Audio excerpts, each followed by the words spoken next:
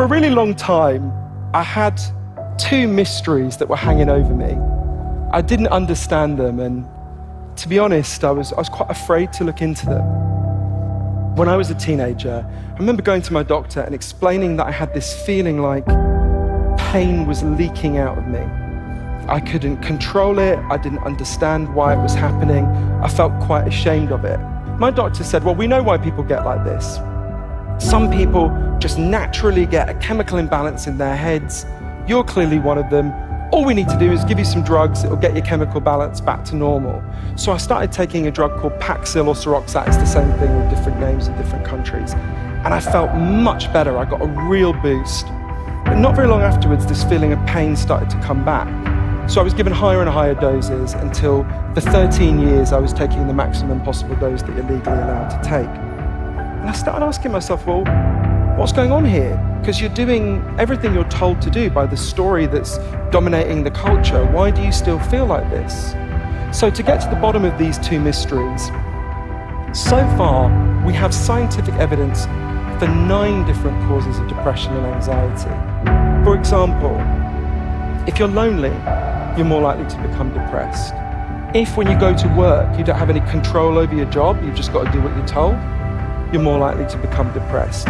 If you very rarely get out into the natural world, you're more likely to become depressed. And one thing unites a lot of the causes of depression and anxiety that I learned about. Not all of them, but a lot of them. Everyone here knows you've all got natural physical needs, right? Obviously, you need food, you need water, you need shelter, you need clean air. If I took those things away from you, you'd all be in real trouble real fast. But at the same time, every human being has natural psychological needs.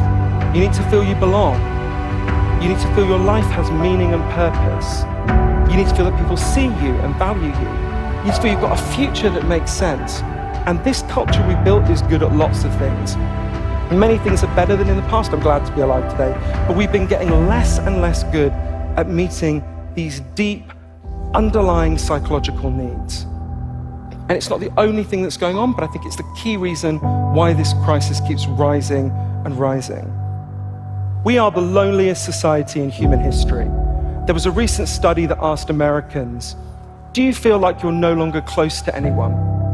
And 39% of people said that described them, no longer close to anyone. For thousands of years, philosophers have said, if you think life is about money and status and showing off, you're going to feel like crap. The more you believe you can buy and display your way out of sadness and into a good life, the more likely you are to become depressed and anxious. Your depression is a signal. It's telling you something. We can understand these problems and we can fix these problems together. But to do that, the very first step is we have to stop insulting these signals by saying they're a sign of weakness or madness or purely biological, except for a tiny number of people.